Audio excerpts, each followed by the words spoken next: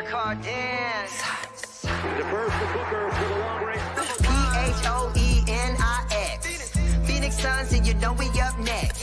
Yeah, we working for that championship ring. We the Valley, it ain't nothing but a thing. P-H-O-E-N-I-X. Phoenix Suns, and you know we up next. Yeah, we working for that championship ring. We the Valley, it ain't nothing but a thing.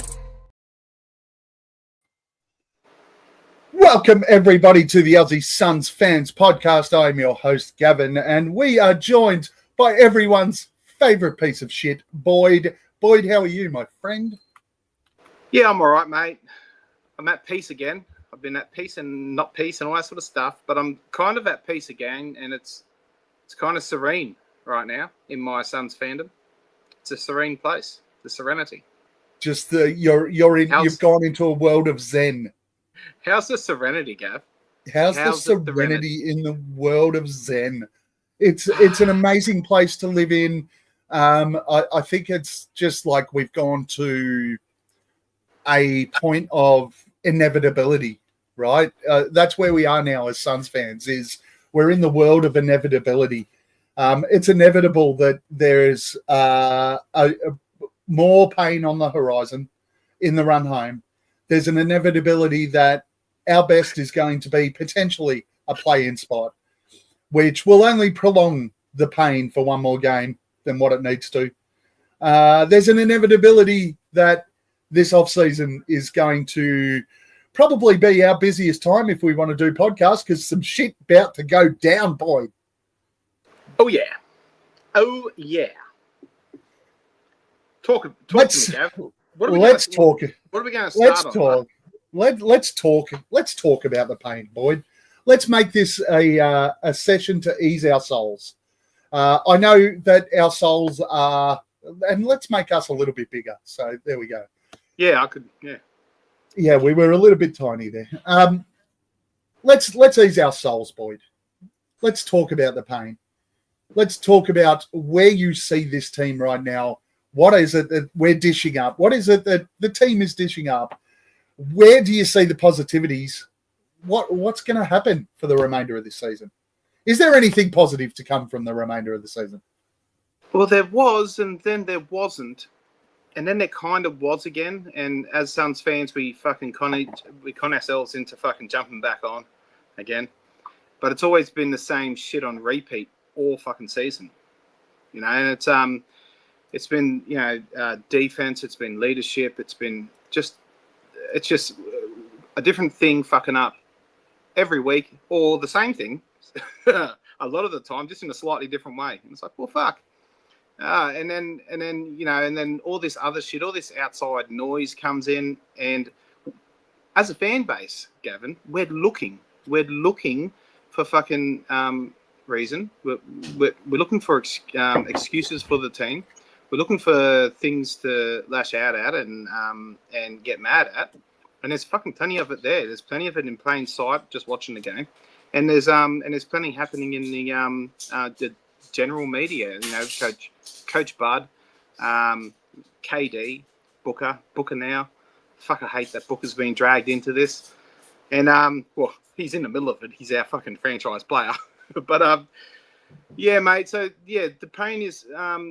There's light at the end of the tunnel because of what we'll get to later, I suppose, and how I think that we both sort of feel that this is going to go. And the pain is just, man, it's just the things, their obstacles seem like they're easy ones to not endure, but overcome.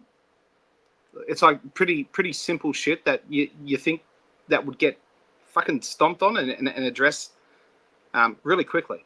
But we just haven't seen it. And we've been fucking crying from the fucking mountains in whatever respective country we're in, and no one's fucking listening. And yeah, it's just compounded, mate. So in the dumps, but there's a light at the end of the tunnel. How about that? Yeah, well, I mean, look, I go back to a rant that I went on a few pods ago, that there's I'm going to try and generalize this because I don't want to step on what we're going to go into next.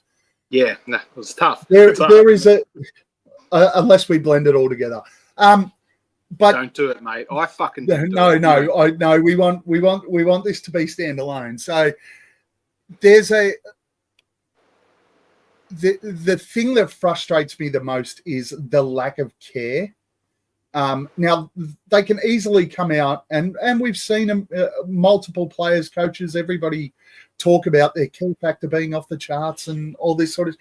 The thing is that as fans, we're copying. The fans are copying the shit at the moment because we're sitting there passionately wearing our heart on our sleeves and getting frustrated because it doesn't look like this playing group cares. They've given up. And by giving up on the season, you've given up on the people who support you. Now, you sit there. I know that there's players that will sit there and they'll go, oh, but we're out there putting on this amazing show for you people, and none of you appreciate what we give you. Yeah, we do. We appreciate the talent. We appreciate the skill. When we see some of the amazing things, where everyone's all over it.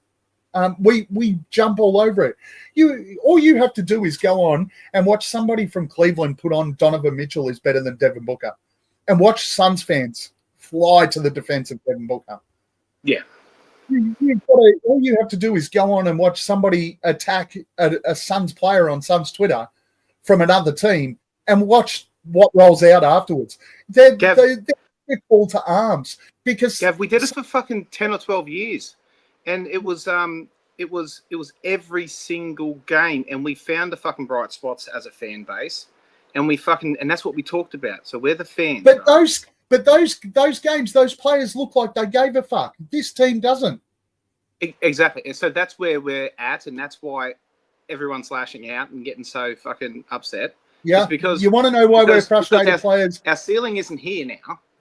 Yeah. It's fucking it's right up there, and it's a really fucking big pill to swallow, a big shitty tasting pill to swallow, and it really is, and that's the frustrating thing for us. And you ask why fans get so pissed off. Fans are pissed off because you're not invested. Fans invest themselves, they invest their time, they invest everything into this team as supporters, as fans. And then you turn around and we see the fucking shitty, pathetic efforts that you're rolling out, and you don't want us to get frustrated. You don't want us to challenge you in that sense. You don't want the media to challenge you in that sense. This roster at the start of the year, when it was built, and I don't want to hear this shit. I keep seeing this shit. The front office is fucked up by who they've put around Kevin Durant and Devin Booker. No, they haven't. This roster's fucking way better than what we had last year. Talent-wise, way better. In theory, the roster has been getting better and better and better since we made that championship. That one surprised us back in 2020. Was it 2020, 2019, 2020, or 2020, 2021? Yeah. Yeah. Since then, there has been improvements, and every single fucking every single media guy will tell you that you've never gotten a D in the off season for your acquisitions, but it's all you can do is put the best team that you feel is the best that you can do around the team that you have that you think is going to be a contender, and it's all theory at that point. There's no practicality. There's no prac in it. If it doesn't work, well then you adjust. Just like the coach adjusts through a game, as a front office you adjust throughout the season or at the end of the season. But if it's internal in the sense that it's a chemistry thing, that's really something you can't go out and hire a fucking you can't go out and buy a chemistry drink and just fucking stuff it down their throats. It's something that happens out there and it has to come through leadership. So it's to Watanabe. Let's go right back there for a second, Gavin. He was the second coming of fucking Steph Curry for some moments there at Brooklyn. He was shooting like 55% from the corner and all that sort of shit. And he comes here and he shoots fucking 20% or whatever. And nothing has fucking worked. and you got to start looking inward. And us as a fan base, we're not in the locker rooms, Gav. We're not in the fucking the halls of the front office. We are watching from afar, and we're making fucking it's all guesswork, but it's what it looks. It's perception there. It's all we have to work on. But sorry, man, I'm just fucking tangenting now. I'm fucking all over it. It's a fair tangent, and I have no issue with your tangent because this is more than a front office thing. It's more than a head coaching thing. At some stage, it has to be about what the players are dishing up. So we're going to talk. We've talked about the pain. I can't hold this back any longer because there's one real pain point for me. And there's one person that needs to go. He needs to leave. He needs to be moved on. He is in my humble, no knowledge opinion as a fan. And I have expressed this in our Aussie Suns Fans chat group. I've expressed this in our Potter chat group, but I haven't expressed this out in the wide open world because I don't want to be engaged in a back and forth with somebody. Not that it ever happened, but I don't want to be caught up in a back and forth with this person. But Kevin Durant is one of the greatest players to ever play the game. No problem there. I like how whenever, just 1 second, Gav.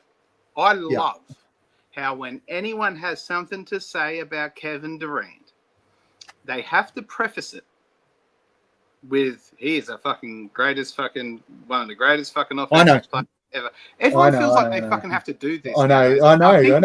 I think it's an arena that this guy's created through his, not only I agree with KD online, but through his fucking messaging cunts and fucking, you don't fucking know what's in my head. Fuck off, mate. Yeah. Anyway, I agree. I concur with you. This guy is a terrible, terrible fit for our basketball team right now. He is a petulant child who, exactly as you just said, has his group of stands, gets caught up messaging people to tell them that they're fuckwits because they have an opinion that his contribution isn't where it needs to be. He goes after media people because they say that he has a chance to create a legacy, but he's failed to do so. The facts are there. He has failed to create a legacy. Everywhere he's gone outside of Golden State was the environment that could control that ego and make it effective. Nobody else has been able to do it. Now, my issue is that what we saw last season, and Boyd, you mentioned it to me before, and I'm sure you'll probably bring it up again, this we chillin' shit that came out last year. That was Devin Booker still worshipping Kevin Durant and having that similar mindset of, hey, we'll get it done because we're great. Being great doesn't get it done. Working your ass off gets it done. And I think that we're seeing that gap start to open between Booker and Durant. I think that last Devin Booker press conference made it very, very clear that he's pretty jack of that mindset now. And it's time to put in the work. Yep. KD is he lacks the ability to accept criticism. He lacks the ability to take the reason Devin Booker succeeded so much in 2021 and the reason that we made the finals was Chris Paul went in and let Devin Booker be the star. But in doing so, led the team and set the team up and structured the team on both ends of the floor and let Devin Booker be the cornerpiece, the cornerstone. Kevin Durant gets antsy when he hasn't been the cornerstone for 5 minutes and has to go into that ISO ball.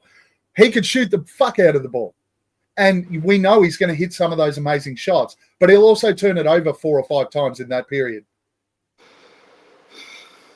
It's painful, man. this guy is not the right fit moving forward, and the Phoenix Suns have to trade him for the best deal that they can get. I'm sorry, but I'm just done with it. I am done with and it comes from the fact, and there was a guy on Twitter, I can't remember his fucking handle, but he criticized Durant, tagged him in, and then Durant went in a back and forth with this guy. Yeah, that guy. Durant decided to go on a back and forth with a fucking fan on Twitter about whatever his mindset is, and the dude can't accept any criticism whatsoever. You should accept criticism. Our team fucking sucks. This is a team that should be competing in the top 4 of the West, and we're not going to make the play-in. Is that not a fucking alarm bell? I think it's cool that he messages fans and interacts. He doesn't message them to say, hey, thanks for fucking backing me up. He only messages when he wants to get in a fucking argument on Twitter. Yeah. Look, I still think it's cool. But it does say something about him, right? Does he need validation from people? Is he a little bit soft? Precious? Like precious? Precious, that's the word I was looking for. Is he a little bit like that? Who knows? But well, of course he is. Before I think it's clear that he's precious. I must preface what I'm about to say with Kevin Durant is one of the best players in the fucking world. Rah rah rah rah. Everyone fucking loves him. But in all seriousness, without saying, he's a fucking. I fucking hated Kevin Durant every other season that he wasn't on the Phoenix Suns because I'm a Phoenix Suns fan, and I don't give a fuck if he's just a pure fucking basketballer to watch. I'm not about that. I'm about the Suns. I want to watch the Suns and I want to watch them win. That's why now, Gav, just little tangent. That's why I'm like, well, fucking get me Pat Bev. I hate that cunt. I hate him. I hate him with a fucking passion. But you know what he does? He does everything that we're not doing at the moment. He's got that cunt about him. He's got the mongrel, and he's got something that will fucking scratch an itch that me as a fan needs scratched. And so I'm fucking with him. So maybe I'm a bit shallow. Maybe I'm a bit maybe I'm a backflipper. Well, I fucking am. Who cares? It's just how I find fun in fandom, man. I like to like what I watch. And we like to watch the Phoenix Suns be competitive in games of basketball. Suns Fever 83. I don't think he is a KD stan, but he might be one of these basketball general player lovers. He should fucking hit that link and come on. It's an open discussion. Look, no one's saying that we're exactly right. This is purely fucking opinion. No, it's all opinion. It's all opinion based. Hey, we're talking about KD being emotional and not being able to take shit. We're just being emotional fucking fans. And that's all we are. So none of this really matters. It's just fucking chit-chat at the bar. I like this last one, though. Bowl will scratch your itch. This is all the way from fucking Australia. This is something that really, really hurts me to do. Really hurts me to do. As everyone that watches this show would know, I have not been a Bowl fan. I've always thought that Bol was an end of the bench guy at best. Bring him on with some dead minutes and he'll do some showy fucking shit, but can't defend. But let's be honest, we're at the stage now that we don't defend anyway. So what's the fucking point? You may as well have 5 people who can't defend on the floor because we don't defend whoever we put on the fucking floor. I need to quickly say something before you keep going on about Bol.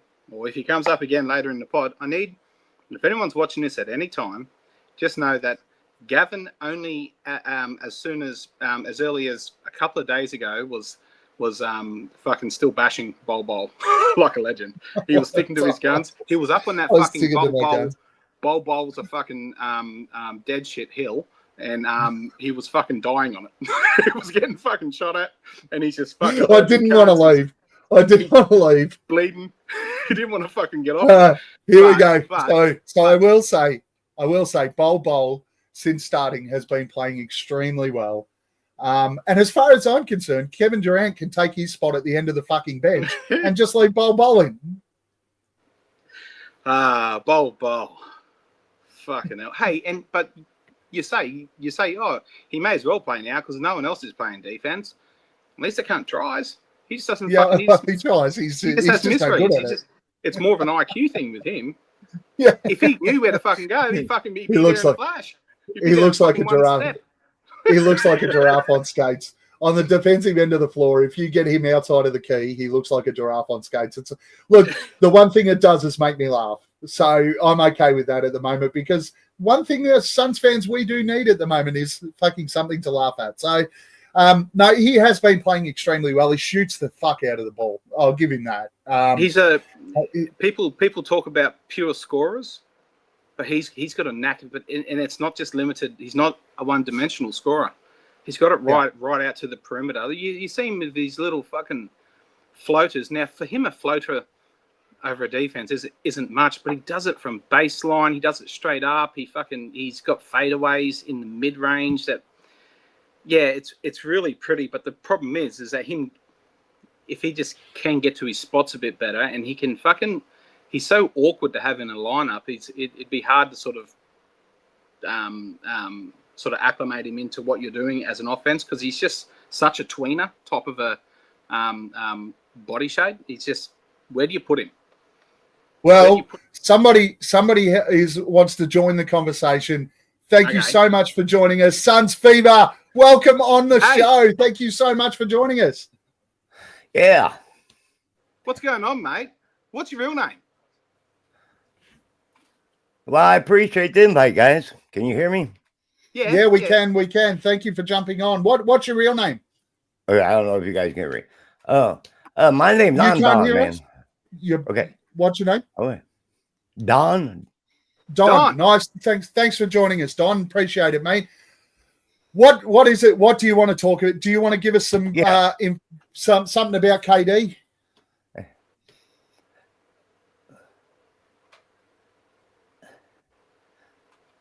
Well, I mean, look, I was fucking with you on KD.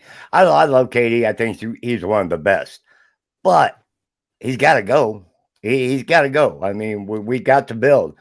And I'm to the point now, like Boyd said, I'm a Suns fan. We are not winning right now. This is pathetic. It's not working. Beal, we got under contract. We screwed that up. I mean, Beal holds all the cards. I think we got to get rid of two of our stars. I think either if we can get Beal out of here and rebuild again around Booker, we'll be fine. Otherwise, I think Book has to go next year along with KD. I think we got to get rid of him because I love Book, but he's not worth $70 million a year. And to pay him that max contract, there's no way with the way he's playing now. So I love that. I love that because it gives us a little bit of a transition because I want to talk about the Beal and Booker thing. I love what Beal and Booker are doing on the floor when KD's off the floor. I actually think that we can rebuild this team around Beal and Booker. I know that Beal's contract is still that albatross. It's not great, but if we're lumped with it, let's make the best of it. And I think that those two on the floor together are our starting backcourt, but without KD there. Boyd? Oh man, I can get with it, but here's the thing. I think if you're going to have that type of a backcourt, you need a. How about our third piece? Our next best piece is a dominant big.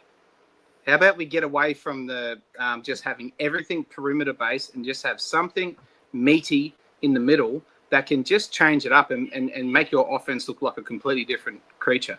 It just gives you a really easy tool in the bag to go to, instead of just having everything has to be, either a midi or a fucking or a fucking whip it around and try and get an open three and just hope the cunt goes in.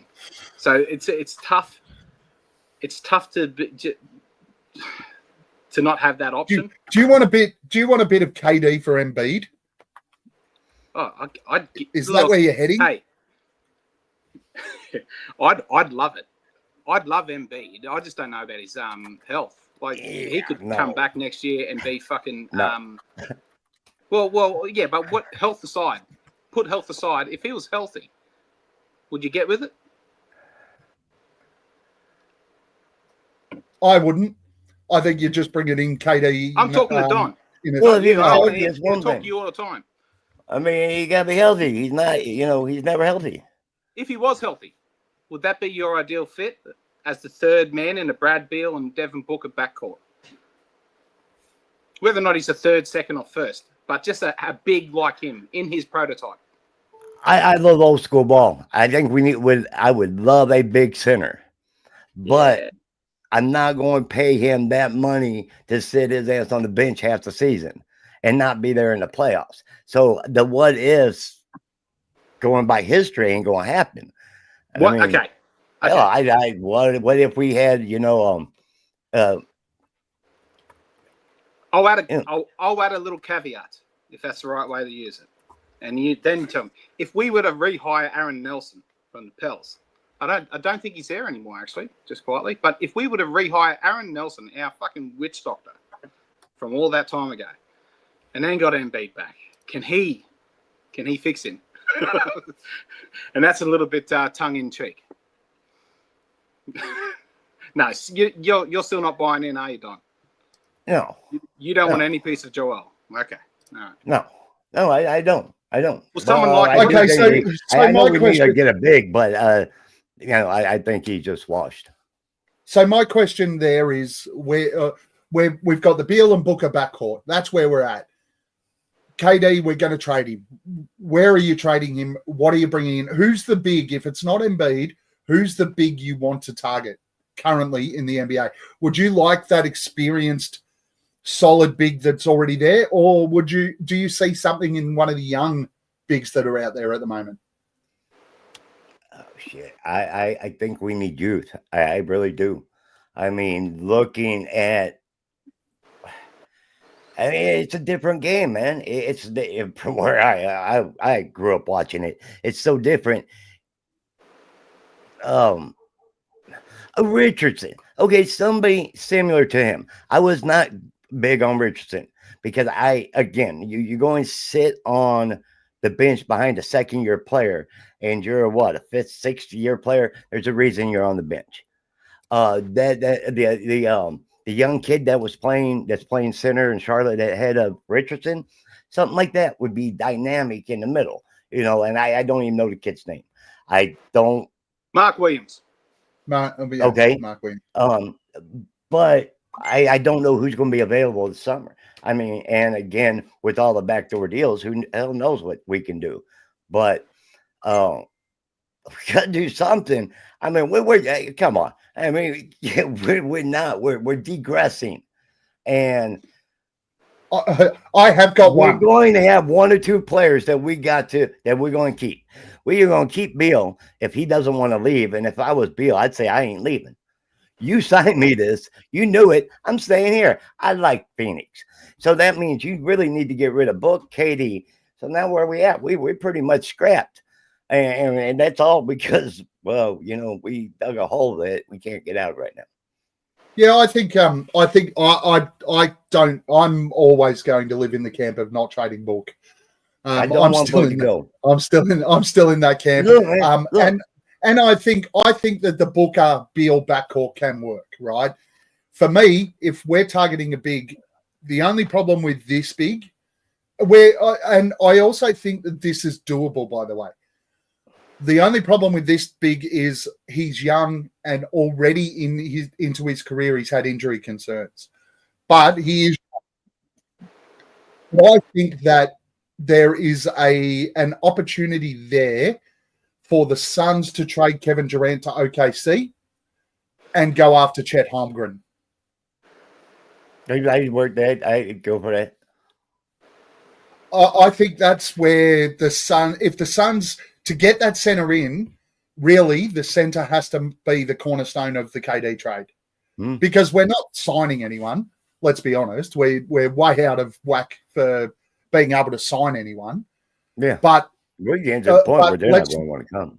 Exactly right. Well, we're at the point contractually, and with the cap, our cap the way it is, we can't sign anyone unless we trade KD for someone for just picks and wipe his salary completely off the board. But I don't think there's many teams out there that we can do that with. I'm not What 100% you on were where saying- Walker Kessler, Utah. They've got 1,000 picks still. A Walker Kessler type, a young, big, a traditional big, hard worker, and just whatever filler goes around it, but just a squillion picks. It's our just war chest. for me, a Kessler is just a Plumlee, Richards, Nurkic type. We don't want. I just can't see how that would really allow us to retool and kick off. Again, the other way I'd be looking, Boyd, is Houston and going after somebody like a Jabari Smith Jr. Yeah, that's another one as well. Houston. Everyone's talking about Houston. At the end of the day, if I was Houston, I wouldn't do it because I really like what their young squad's been able to achieve in not such a short time, but since they really since they started making moves and they got Fred VanVleet and Dylan Brooks of all people, since they started adding stuff to their young talent, they've accelerated pretty quickly. And if I was them, I wouldn't be going for Kevin Durant. If I was the Suns and for some reason they were keen, I wouldn't be off the phone to them as soon as. And I think we can start taking calls as soon as we're probably not going to make the playoffs, but I don't think so. as soon as the teams exit the playoffs, they can start trading amongst each other. I see this here from day Chris. after finals. I see this here from Chris. Picks for KD. I'm sure the Suns do want picks for KD, and would like to get under the second apron. I like the Shepherd, Armin or Jabari Smith. There is no fucking way known after his explosion this year that Houston are trading Armin. It's just not happening. This guy, I think he is one of the next real future stars of the NBA. And I think Houston have already seen that. So Jabari Smith, yes, definite chance. But Amen Thompson, he ain't going nowhere out of Houston right now. Jabari's a chance because he is surplus to their requirements at the moment based on how their team's structured. KD is he's free agent or is a restricted? What is this year? No, He's neither. He's got 1 year. 1 year Okay, left, okay. And then he will be unrestricted after next season. So, Yeah. And So his we gotta extension- find someone willing to spend $50 million on him. And Basically, he's extension eligible at the end of this year. So he can be signed to an extension after the end of this year. But see, that's the thing with Book. That's what I'm saying with Book. I love Book. I have never bought a player jersey until a couple of years ago. I bought Booker's. I think he is the best Sun I've ever watched. I agree with that. But Yep. saying that, I'm a Suns fan. And I want the damn championship. 40-something years, man. I'm tired of not having a championship. So the thing I have with Book is it's going to be a $70 million a year contract coming up on him. Is he worth that? See, That's a lot of I try to pull back from the whole look at just the number. So the salary cap's about to expand fairly significantly. The numbers themselves, $70 million obviously is a lot of money. It don't hurt me. But in context of what is paid, it's going to become the norm. So therefore, would I pay it to him? Yes, I would, because $70 million is not going to make him anywhere near the highest paid player as these contracts advance. Yeah, it'll make him around a top 10 player. But Devin Booker, the thing I think that a lot of people forget too, what's Devin Booker now? 29? Yeah, I think so. So he's only just entered his prime. So next 3 years is Booker's prime. I don't want to have the amazing shit that Devin Booker's given to this city and given to this team. And when he's going to have his best 3 or 4 years, he's gone. Well, man, don't get me wrong. I want him to stay. I mean, I really do. Again, I think he's the greatest Sun I've ever seen. And I've only missed like 10 years of the, entire history of the Suns. He is just dynamic. and he does a lot for the community. I'm not there anymore, but I know what he does for that community. And but damn, I mean, Backs it's against the 70 wall. mil. It's still a lot of money. The back's against the Yeah, it wall. is. So we've got fans now doing this. What's his name? Banksy. KD's little KD's fucking mouthpiece. his mouthpiece, his little fucking mate. He got on this this fucking live thing the other day, and he's broken some shit from time to time. He sort of leans into some things that are sort of happening and quite interesting from time to time. But he sort of started having some shots at Gambo, and he's saying there's a little conspiracy theory that I had previously, but he was saying things like Gambo is a mouthpiece pretty much for the head office for ownership, and basically he's been sort of leaning into Booker being traded. So he's trying to sort of plant the seed that Gambo knows something about Booker being on the block this off season, and I kind of I'll tell you right now that as this is, if the Suns are the ones that start to push a Booker trade, it'd be like trying to trade Diana Taurasi out of the Phoenix Mercury. The fucking town would burn to the ground.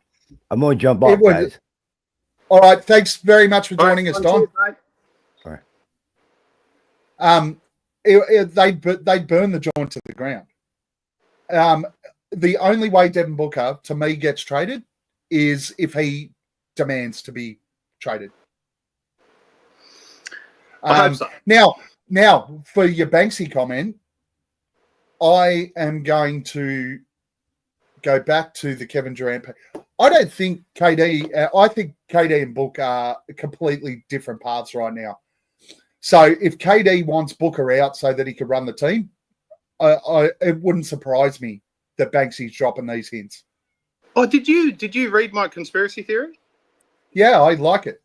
Oh, you do? Oh, thanks, mate. I thought it was a little bit out there, but it just. I think they're having little. I honestly, how I read some of the media or like the stuff that's happened in the media and everything since the All-Star break, is these guys are dropping little nuggets against each other now.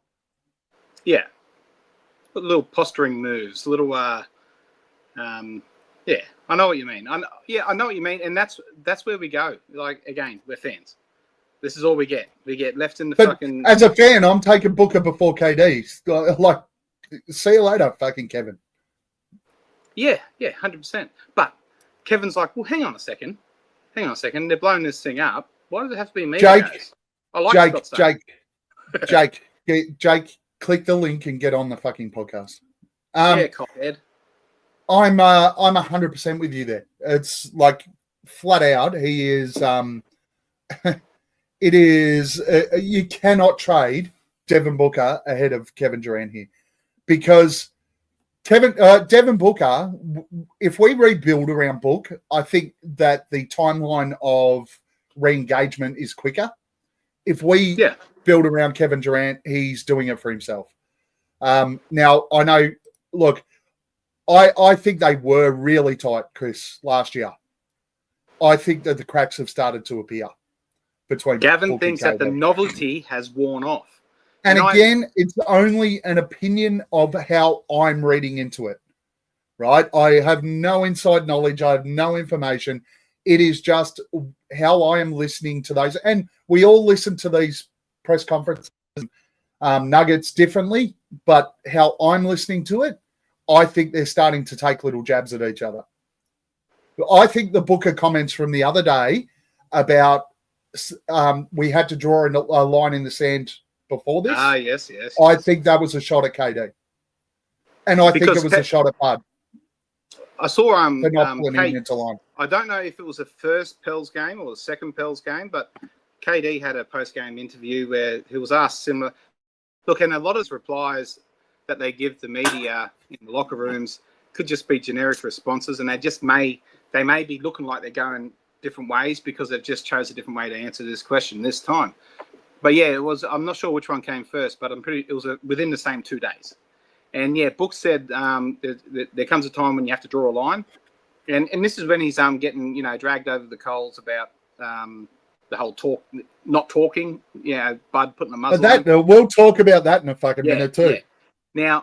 Now he said, he basically said, there comes a time when you got to draw a line, and you've got to stop making that same excuse of we'll get them next game.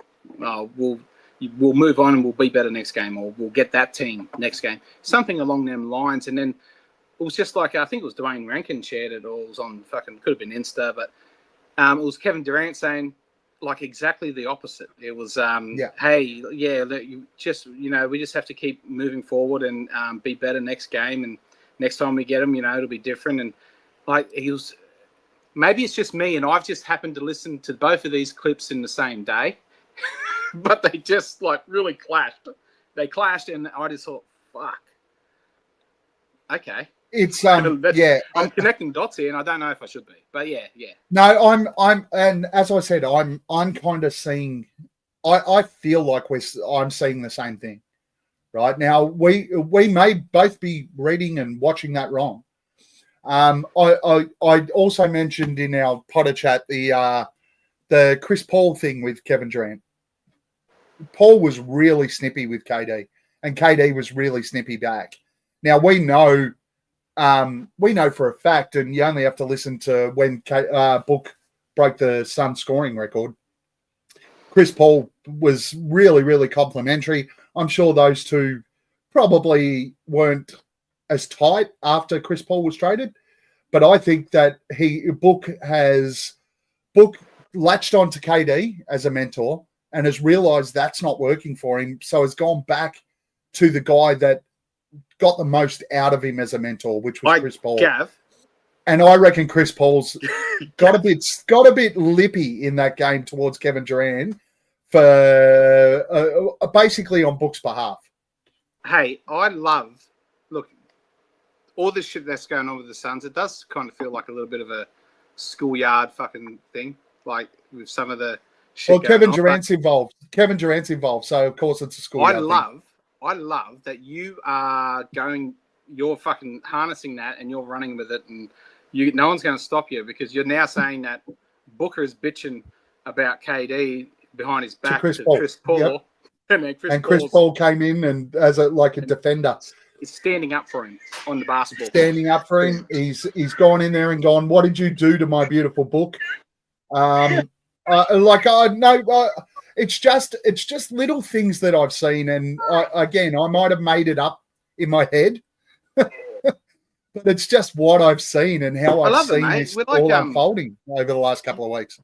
You know, when people get put in solitary confinement and they go even crazier, it's like we're stuck with this fucking shit that we just can't really explain, can't put our finger on it. So we may as well have some fun with it. Yeah. Losing our minds. Look, to end that piece, what I'm going to say is I'm absolutely spot on. I know exactly what's happening. Hello, little buddy. I know exactly what's happening, and this is what's happening. There's a fallout there. They're not getting along. Kevin Durant has to go. Devin Booker next year is going to he's going to Kobe and Shaq next year, and he's just going to take the Suns to a title just to spite Kevin Durant. That's what's going to happen next year. It's not going to happen this year because we're stuck with Kevin Durant. Boy, we have the toughest schedule running home. Can we sneak in? Well, of course we can. We all know what the ceiling is for this team. If it's all working and they're not fucking, combusting internally. Are they capable of it? Because they've showed us nothing to suggest they're capable of it. They've shown that they are capable. Will it happen? Like, fucking, I really hope so. When? With a 15-point win over the Pels without Zion and CJ? Yeah. Even if we do strike lightning, get lightning in a bottle or whatever that fucking thing is. Hey, mate, you want to be quiet for a second? Even if that happens, the odds go way further down if we're going to then continue it through several playoff rounds. That's a lot of lightning to go into that bottle for that. Okay. Now I'm going to ask again. Do you believe that we will do it? That we will do it? Well, We're on a win streak at the moment, so I'm just going to say yes because I need to keep, like you, Gav, harnessing that shit and running with it. I need to keep doing it as a fucking fan. So I'm just going to say we're just going to win out from here on in. Right. And finish sixth. Hey, and one thing I forgot to mention before, aren't we looking good with when Bowl and are we looking better when Bowl Gillespie and our fucking and when Dunn started getting reintroduced, the youth around our stars looked really good. Our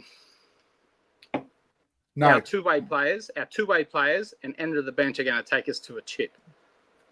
Colin Gillespie is I know people get excited because we're looking to grasp any hope right now, but that's Tyus Jones is better on the floor than Colin Gillespie.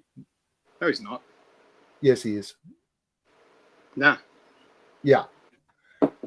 Okay, look, Jake, agree with me or agree with me or forever be banished. Yeah, exactly. Yes, he is. Hey, let me just have a quick swing of my sword while I'm up on this hill defending it like a Viking. Colin Gillespie, I feel like you're right. Tyus Jones is probably a better floor general. He's a better playmaker. He's possibly a better shooter. I mean, we haven't seen enough of Colin as of yet.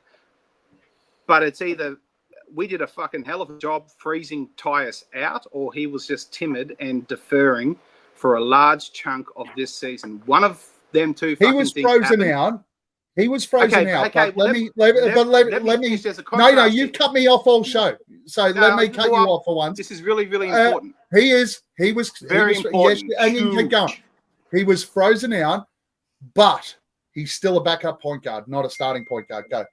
Colin Gillespie. It looks like with the short little spurts that we've seen him, it looks like that he's getting into actions and he's playmaking like a point guard more than Tyus has done throughout this season. And I don't know. It's making me second guess whether he was just being timid. So, I mean, if they're freezing Tyus out, they're fucking freezing Colin out, you'd think. Well, Colin's not on the floor. It looks like Colin, the last couple of games he's played, has more control and has more synergy with this team, and they're moving with him better. I don't know. It just looks better. So they're Colin's on the floor when KD's not. Oh, that's all here we go. Okay, we're looping it back into that. Nice. Chris, I'm not wiping Dizzy Gillespie out, right? I think that people are. This is the Nick Richards thing all over. We've struggled. We've sucked. Tyus Jones has sucked. We don't have a point guard. So Gillespie started playing. He's done a couple of nice things. So all of a sudden we think he's Steve Nash. He's not. He's a backup point guard. And you got to own that, because if the guy starts playing extended minutes, we're going to get the same responses that we got with Nick Richards when he started playing extended minutes. At what point, Gavin, does someone lose that tag? Because at the start, he hasn't had a bad fucking minute in all of his little stints that he's had throughout the season and in preseason. He hasn't had a bad fucking show. I'm gonna go to a famous Australian movie here, Boyd. I'm gonna get to Jake straight after this. Boyd, I'm gonna go to a famous Australian movie to respond to that. Nice little minutes, Boyd. Thanks, mate. Jake, talk to me about your opinion of where we stand right now.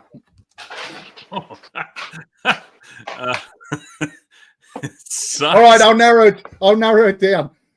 I'll narrow it down because this show's been about the prima donna princess Kevin Durant. So, talk to me about your opinion on the prima donna princess Kevin Durant. It reminds me a little bit. So we were going back and forth in our group chat about this. That I definitely think that he's very soft mentally. But I can at least admit still that Kevin Durant he's not disrupting his play in terms of his offense. He's still Mr. Efficient, scoring good numbers most every single game. So I guess I'll give him half credit, but I will say this: I feel like the next step for him is to pull in Eric Bledsoe and just tweet, "I don't want to be here," because I feel like that's the direction this is going. And so for right now, he hasn't done that. He just continues to go out and score. But when you are the superstar that Kevin Durant claims to be and is portrayed as and has the fans to back him up, we expect more than just an offensive scorer out there. He doesn't really create too much. He's not a strong rebounder. He's not a strong defender. He's not a strong leader. He's the next level Jordan Clarkson for this team right now, and that's a diss for sure. I mean, like, we always love Jordan Clarkson, but that's all he really does for the Jazz. Go out and get you buckets, and that's all Kevin Durant's been doing for this team for the better part of 2-3 months now. We've actually gotten worse every season since Kevin Durant has arrived. I'm not going to say it's all Kevin Durant's fault, but it's all Kevin Durant's fault. Are we trading him? Matthew, feel free to jump on. The links in here. Jump on and tell us about how it's all DeAndre Ayton's fault. Boyd, what? You were saying, are we trading? No, I was just going to say, Jake, are we trading him this offseason? And do you want him traded? That's a different question. Do you want him traded? I want him traded at the deadline, and I want to trade him even harder now. And if he tries to demand where he wants to go, I'm going to send his ass to Utah just to spite him. I think So you wanted to trade him. You wanted to trade him gently at the deadline, but now you want to do it with no lube. Exactly. I would have. It was a gentleman's agreement, apparently, that he's like, I don't want to be moved in the middle of the season, not to Golden State. Like, I've never heard a professional athlete be like, I just didn't want to have to pack my bags and go somewhere in the middle of the season. I know that Draymond pod was Warriors are on a streak now. They might make some noise in the playoffs. And Katie's like, oh, man. Yeah, do you want to know why? Jimmy Butler. I'd have to call 2 men in a truck moving services. I'd have to – that's such a far drive from Phoenix to like California. 6 hours. It's going to take forever, man. It's like, I'm not interested in that. No. If he's going to get in there and try and, like, negotiate and be like, okay, where's my best friends at? Send me to Dallas, and they'll send you a first-round pick back because I want to go play with Kyrie. No. Like, no. It's not going to be the deal. I would rather take a slight hit on the deal, but that's why I'm a little frustrated. I still argue that his peak value was higher at the trade deadline because he had a year and change left. Now he's going to go into the offseason and say, I've got 1 year left, and I won't agree to sign with any team that you just send me to, so the offers are going to be fewer. So I think I'm with you. I'm at the stage now where I would trade him to Toronto for Jakob Poeltl and Scotty Barnes and a couple of draft picks, and just send him to Toronto. Scotty Barnes here would be fun. Good defender, not really a great scorer, but that's okay. We've got that. We've got scorers. We're not getting Scotty Barnes. We need the everything else guy. That's Scotty Barnes. We got the Beal and Booker backcourt, bit of Scotty Barnes action, and a bit of Jakob Poeltl to pick and roll. Oh, boy! What? Again, well, you look like you just got an erection. No, or it looks like you just finished. If we could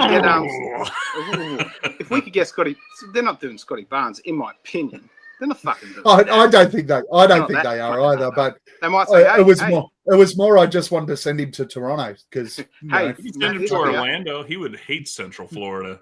They got a bunch of young pieces. Maybe they're just a KD away. They could pull some team could pull a Toronto Raptors. Remember when they went after Kawhi Leonard and we're just like, hey, man, we just want a chance for a title. They went out and won one. Maybe there will be a team desperate enough to be like, hey, we're a KD away. Send what we need to out. Oklahoma City Thunder. And what do you think of Miami? What do you think of Miami? It's nice, sunny. There's some nice beaches. Yeah. Some nice beaches in Miami. Nice I don't know what the fuck are Miami trading to us now that Butler's gone, contract wise. Well, like Tyler Hero and Bam. Are they going to offer us Tyler Hero? Well, we've already got Tyler Hero. We've got Devin Booker. They've got like 4 or 5 picks, I think, tradable. Okay, so do OKC, and they've got a team that he won't trade what they have to acquire KD because then they would just have KD. I mean that's the only thing. Plus, I mean. You think KD would buy into Heat culture? That sounds like he'd have to put the team in front of himself, and that's not. Oh yeah, I think that's the cornerstone of Kevin Durant's mindset is KD culture. He'll end up going to the Mavericks. We'll end up with Derek Lively and a few picks, and that's what'll end up happening. But as long as we can turn around our own culture, that's really all that probably matters right now. Tough run home, Jake. Do we make the playoffs? Playoffs or play-in? Sorry. Let's go play in because let's be honest, we're not finishing in the top 6. I'll say yes to the play-in. I'll torture myself and say, what if we get there? What if we take that next step? So if we make the play-in, do we win and go to the playoffs? No. I want to talk about this for a second. I think we need a play-in route if we are a chance. We need to have that trial by fire, which is a gutsy win in a playing game, do or die, to really fucking instill some vigor. You mean like the playoffs against Minnesota last year? No. I get where Boyd's going with this. Remember, Miami showed us that you can be in the play-in tournament and go all the way to the NBA Finals. That's what I think we need. We need a fucking rocket. Yeah, I don't think if we somehow just lucked into the 6th seed, which is still mathematically possible, but the way we've been playing, I don't think it's close. I agree that I think we would just get smoked. But I just don't think this team likes learning lessons right now. Bud doesn't like learning lessons. Hey, Bull's had a few great games. Great. Let's not try and play him at all the following game. Oh, okay. Hey, Nick he's played him for a few in a row now. Play more Mason Plumlee. I don't. And 2 more topics on this. The first one, are we at the point now where we just play those young guys in front of the current setup, or so we need to get to a point. We're going to get to a point where we draw a line in the sand, right? We have to. Are we already there? Instead of Plumlee, let's just throw Oso in as the backup and let him play ball. Instead of probably a little bit harder with him, but instead of Gillespie and Ty Washington, do we put Ryan Dunn on the floor more? That's where it should have always been. Get those young guys in. I'm in the camp of they should have never been fucking stripped, even when we were gung-ho making it all. Plumlee's been okay. I don't think that's condemning the team to like full tank mode if you pay them 2 guys more. I think you're still a fucking shot. I think that's one of the bad adjustments that was made. I've got nothing negative to say about Mason, except I don't have anything positive to say about Mason. That's it's a bit like that, right? Yeah. That's spot on. He's not doing anything wrong. Heck, think back to Drew Eubanks. Man, I tell you what, he's okay better than Drew. I'm okay with some Mason Plumlee. Yeah. But you're right. Like, he's on a 1-year deal. He's not going to be lasting, past this season. I doubt we're bringing him back on another 1-year minimum contract because that's what we'd offer him. So, yeah, I'd say play Oso. I'd say play Ryan Dunn. Get them both 18, 20 minutes a game. Get them solid, not just like, all right, 5 minutes, let's see what you can do. Give them a rotational spot. I'd even say cut back on Tyus Jones's minutes. He's on a 1-year deal. He's gone after this season. Somebody will pay him. And, Beal can be point guard. Booker can be point guard. And Grayson can do it in spot minutes. So if there's this whole, we need to have still a point guard out there, we have guys that can do it. And so I think you take away some of Tyus's time and put more minutes to Dunn, Oso. And, yeah, even I haven't done a full-on apology tour for Bull, but I feel bad for him. He deserves it. I'm right there though, Jake, and it's really. I thought we spoke about it earlier in the show. I was still, and Boyd said it a week ago. I was still on the hill of trying to throw Bull under the bus for how shitty he is. It's so good. I love when you're wrong, Gav. But I'm not wrong. I'm not wrong. I'm teetering. I said when the Suns are bad, I acknowledge that he's had a good week. That's all I acknowledge. I live for your mistakes when the Suns are bad. It's the only thing that keeps me going every single day of my life. It's that fucking I sad acknowledge that he's had a good week, and that is all. I'm not going any further than that. Can I say that my favorite part of the show so far was when Boyd goes, "I've got a conspiracy theory," and then he's like, "Gav, what do you think?" And you're like, "Actually, I liked it." And he goes, "Thanks, man." It was like the most sincere, like, "Hey, thanks, man. I put a lot of thought into that conspiracy." Yeah, I fucking did. The moon landing was fake. You think the moon is real? We have that's a real conspiracy. Yeah. we have gone into probably more conspiracy theories that we own ourselves over this episode than we ever have before. So it's been fun at least, and we've had a laugh. Okay, so the big thing for me, I think, off the back of that is I don't think it impacts wins or losses right now, playing Oso or Ryan Dunn or anything else. So why not? Put those kids on the floor. Let them see what. I mean, Ryan, you need to go back to not panicking when you're shooting your corner threes, because some of those shots have been fucking horrific. Like, you're not just missing, dude. You're airballing shots. Calm the fuck down. Like, just relax a little bit with your shot. But outside of that, like, these guys should be on the floor. They should be playing right now. I with that rant, I forgot what the last topic. Oh no, I remember. Oh, well, great. And it's a juicy one.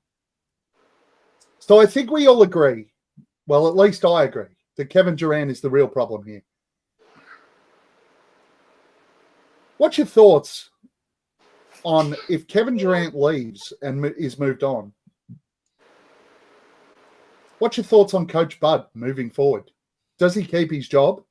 Do you think that he has the ability to reset and redirect this team and their trajectory once old prima donna princess has moved on, Jake?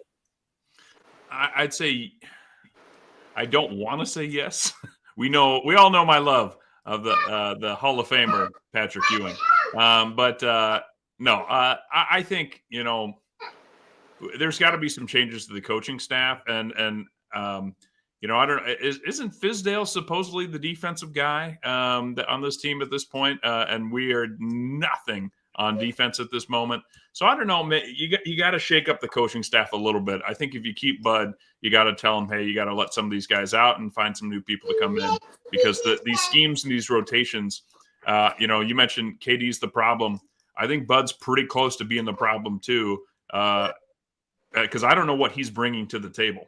So I would say you have to at least shake up the coaching staff a little bit. Can we get Monty? Just to come in and be like the book whisperer?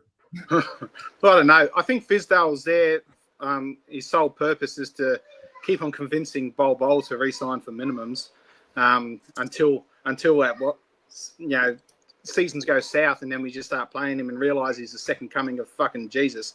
And then we fucking bench the cunt until 3/4 of the way through the following season. And we just keep on doing this shit. We'll just keep them fresh. So we need Fizdale. What I'm saying is we need Fizdale, all right? To keep kicking that ball down the street. Fuck. Okay, so we got a go higher Van Gundy. You're talking about Fizdale. Wait, no, which Van Gundy? Stan? Yeah, which Van Gundy? Because Jeff's back as an assistant, right? The biggest mistake the Suns made in the offseason was hiring Bud in front of JJ Redick. I'm going to live on that hill. I'm not going to change my position on that. JJ Redick is doing amazing things at the Lakers. Why? Because he is engaged and understands the game and the players at the level that they're at and can get them to engage. We need somebody, and I'm not sure there's anyone out there. I've seen some rumors on Twitter the other day that they're talking about Sam Cassell. Yeah, Sam Cassell in Phoenix. That worked well last time. His first hire defensive coach is Robert Horry. Let's fucking go.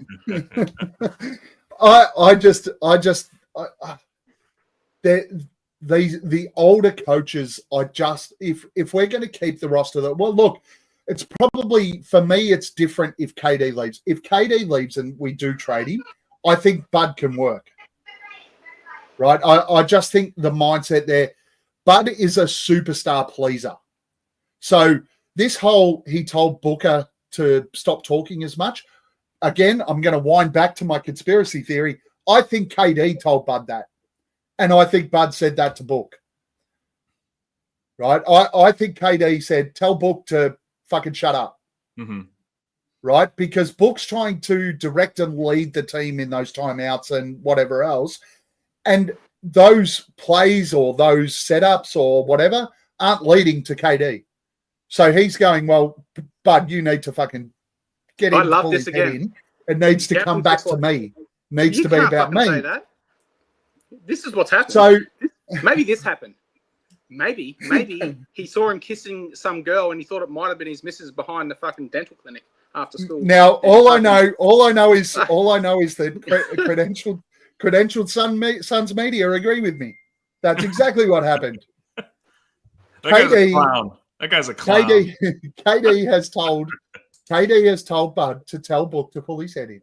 That's the way I read it. Right? Who's the credentialed fucking media member that said it came from KD's request? Mr. Matthew Lissy. And he was there. Oh, fuck. That guy. He can't say shit at the moment, mate. He's fucking just had his tooth pulled. He can't shut your mouth, boy. I think that Bud is a superstar type, superstar affected coach. Now, I think that pulls back.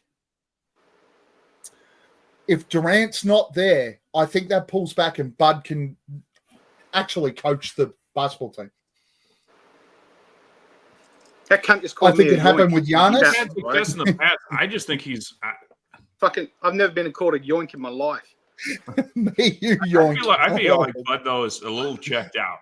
Like I don't think he realizes that he's. Yeah, I think that he's in the middle of a civil war. Mm-hmm. Jake, I'm going to sit here and I'm going to say that the cracks have appeared, and there's a civil war going on in a pull for team ownership, on court ownership between Book and KD. And I think Bud's caught in the middle of that. All right, so does KD have that much pull in the Valley, you think? He's Kevin Durant. You know who he is. He's Kevin Durant. So Lissy heard fucking Kevin Durant go up to Bud and say, hey, tell this cunt to shut up. And then Bud's gone over and said, Book, fucking tone it down. All right? And then they're getting into post-game interviews and they're fucking having snipes at each other. Yeah. And then we win our first game in fucking forever. Against the Pelicans without Zion and CJ McCollum. Yeah. Yeah, we beat a G League team. We beat a G League team. Let's not get excited about that win. Right? You know what, though? I'm here for it. No, I like where Boyd's head's at on this. I like where he's going. Because for too long, it's been KD saying that I'm just chilling, man. We're just chilling and playing basketball. Next game opportunity. Next game up. Next man up.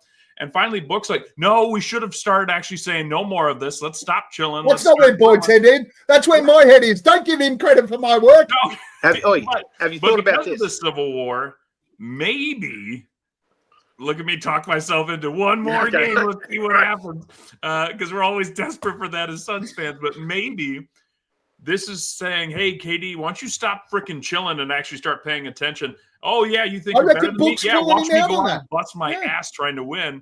And it's like, yeah, maybe you just need those two guys. Because from what it sounds like, all the role players are just like, hey, if KD gets to take a play off, I don't know what you want me to do. But, like, we always knew with the big three, they can't take plays off. There's just not enough.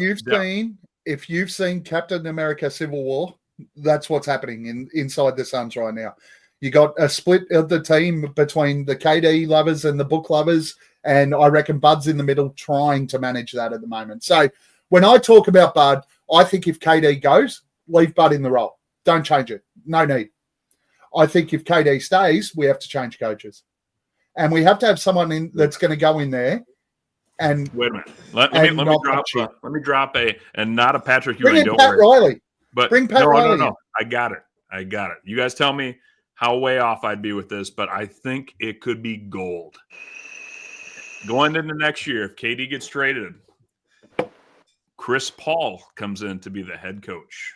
Oh, every day of the week, give it to me. Yeah. Give it all to me. Hook it straight into my veins. And you know Get that it in Paul my still ass. loves Book. You know that Book still loves Paul. There was never a, hey, we want you gone. It was, you're getting a little older, your contract's too big. We could maybe get another star, and we took that trade. So like nobody was like, we got to get rid of Paul. We hate him. Hook like it with directly into my veins, Jake. That is the JJ Redick hire I'm talking about. What about That is the JJ Redick hire I was talking about. Just put it straight in because Chris Paul will not take any shit. Let's get realistic for a second. If he comes realistic, if he comes in, I still want him playing. I prefer to get him back as a player. Player coach. Okay. Aussie style. Player coach. Bill Russell style. Player coach. Option two. What are your thoughts on Jared Dudley? I don't know if he's do ready. We hate him still? I don't mind it because Jared Dudley is a relationships guy, and he seems like the type of guy that can balance it out. No, Monty wasn't, and I think it clearly was shown that Monty was not a relationships guy. Monty was a development guy. Earl Watson was a relationship guy, and then it fucking but we were fucking terrible though. He was monogamous. Earl Watson only wanted to have sex with one player, and it was Devin Booker. Man. Yeah. Love ice cream. We were fucking horrible when Earl Watson was our coach, mate. So it's a bit rough on Earl. What about if Steve Nash? No thanks. I think he's already proven. what type of coach he was in Brooklyn. But that was with KD. Yeah. We know what the fucking problem is now. I'll tell you right now, if we keep KD, keep Book, keep Beal, roll on with continuity, because we loved that word in the offseason last year, and bring Chris Paul in to coach that shit, I guarantee you that fucking changes. I'd be open to that. Yeah. I'd be open to that. All right. If you're going to keep KD, I'd be open to a CP3 coaching. All I know. Patrick Ewing can come in and coach the defense. No fucking Patrick Ewing. All I know is that as a group of three, we have pretty much taken the first step to resolving all of the Suns' problems. I know, right? And directed them we have hope. straight towards a championship. Chris Paul will retire at the end of the year with the Spurs, walk straight into the Suns' head coaching job, and he'll fix this shit for us. Heat 3, so we've got somebody from outside. Why do you guys defend Booker? A lot of the losses are him. You fired coaches, trade players. Don't you think Booker next? No, I don't. I don't know why you say a lot of the losses are on Book. We watch the Phoenix Suns every day, and I can tell you right now that there are games that Devin Booker has poor games. But I can guarantee you right now that that's Caleb. But that probably is. But I can guarantee you right now that if I sit back and watch a game of Suns basketball, my hope for a win, always rely on Devin Booker. They don't rely on Kevin Durant. Hey, Gav, you're gonna have to roll this fucking thing out with James. Right, Boyd. Where do we find your last comments? At Buds83 on the Twitter, at Aussie Suns Fans on the Instagrams. Or you can catch me Brisbane Northside in my garage, in my little fucking iPhone studio, man. Is that secret website not paying off? At Fucko on the mystery platform. No one's found me. I'm there by myself. All right, guys. Jake, last comments. Where do we find you? Find me at Fallen Founder on Twitter. And you can also find us every Saturday. But if you're an Australian, you're probably going to watch us the next day. But we have Suns Planet, and Suns Planet is doing a visit with a fan from Colombia. So we're going to learn about a little Colombian culture next week and have some good drinks while we're doing that show. And since the season feels so much like it's lost, we might as well just celebrate wherever the Suns fans are and talk about the good times. Well, Boyd's fucked off, actually. So even though you signed off, I've got to get this off you. Kill everyone in this room for a drop of sweet beer. So, Homer, please feel free to tell us anything. Who do you want to have a beer with, Jake? Ooh, you know what? having done episode after episode over on Suns Planet since probably before Christmas, and it just feels like it's been miserable. Like the good times were, we took a step forward and then we'll take 2 steps back, it felt like. But for the first time, thanks to the Aussie Suns Fans show and you and Boyd, I feel like there's hope, and the hope is named Chris Paul, and it's him coming to the Valley to coach next year. I think we finally actually came up with a solution we've unanimous across the fan base, and oh my gosh, that's what I want. We got to speak this into existence. Tweets, every single podcast from here on in, all of our tweets, everything just has to go CP to coach, like hashtag CP to coach. Coach CP, yep. Coach CP. We let's start wishing that. What type of beer would you drink with CP? Ooh, that's a good question. We're getting close to St. Paddy's Day, so I guess I'm going to stick with the Guinness. That's what I was drinking a second ago. Something dry. I feel like he's dry. I don't feel like he's he doesn't take a lot of BS. He likes his beers with just tough. A bit of meat. He likes his beer with a bit of meat. Mm-hmm. For me, I am looking forward to having a beer with everyone over in Phoenix, Arizona. I will be there on April the 10th, I think it is, for the Spurs game. So I will be over there. The way the sun CP3 to coach. Oh my God! I just picked that up. Bring the sign. We want you to coach. And the way the Suns are playing, I'll be able to get courtside seats for like $250. I'll be able to have like a full conversation with CP about coaching the Suns. Here we go. Right. I'll be over for the Spurs game. And then what we're going to do is put together a watch party for the last game of the season against the Kings. I believe it's Sunday over there in Phoenix. So we will find a location. We'll throw some stuff out there. But anyone who watches, anyone who's in Phoenix, anyone who can be in Phoenix at the time, Jake, wink, wink. I know your wedding's like just after that. But are you going to make your way out to my wedding? The RSVP. It's a month. I told you, bring the wedding forward a month. Your wife needs to explore more of this country. Is she coming with you this time? No, she's not. I tried to get her. It's going to be harder for you to be like, I need to extend it. I need to go to farm country in the middle of the country. Yeah. So yes, anyone who's in Phoenix, come catch up with us. I'm gonna try and get all of the podcasts together. Suns Jam, Fanning the Flames, Suns Geek. We're gonna try and get everyone together. Grab some drinks, watch the Sacramento game, which will probably be painful as well. But if it's going to be painful, why not do it with friends? And we will drink all of the pale ale that is in whatever location that we attend. Lastly, Jake, before we do leave, because it wouldn't be a Aussie Suns Fans podcast without this.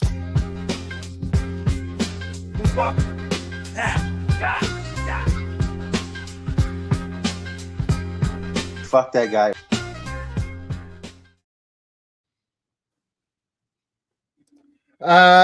King Nacho, of course you can come. You cannot at any stage mention Bradley Beal, though. I was just gonna say, poor Bradley. Jake, he tries, man. He tries. Who made you sit back this week and go, you know what? Fuck that guy. Well, shocker, right? It's I know it feels like everyone's piling on him now, but like I think he tried to stage a coup, and that's Kevin Durant. Like, he just. I don't know what happened. It was chill and try and, win a title. And then now we're here 2 years later. And just wait if we could convince Beal to coach next year, get out of his contract. No, but it's got to be KD for me. It's just it's so disappointing to what we thought this was going to be. And we're sold a bill of goods. We sold out the Twins. Just to follow the theme of the show, and if you are watching, you'll probably get tagged in it. Who knows? You might want to send a fucking message, because I know that's kind of what you do, and it's your kind of thing, at Aussie Suns Fans on Twitter /X. So fuck that guy this week goes to Kevin Durant, because so many times this week, I just sat back and went, oh, fuck that guy, trade him. Jake, it's been an absolute pleasure, as always. Thank you so much for joining us. Thank you to everyone who tuned in and watched. As I said, I've got just over a month to go. I will be in Phoenix, Arizona. I know it sucks ass that the Suns stinking it up. but so many, I'm still excited about the trip just because I get to catch up with so many fantastic people over in Arizona who've been great to me every time I go over, and I'm really looking forward to catching up with you all again. And of course, fuck that guy is Beal for sitting out with the most sus injuries. We have to finish off with a bit of King Nacho. When I'm over in Arizona, though, guys, you have to make sure you come and catch up with me at the Spurs game. You have to make sure you come to the watch party that we're going to throw to watch the Suns lose to the Sacramento Kings in our last game of the season, just to break all of our hearts one more time. But when we're there, just know that I ain't coming over there to fuck spiders. Pierre Cardin. Defers to Booker for the long range. P-H-O-E-N-I-X. Phoenix Suns, and you know we up next.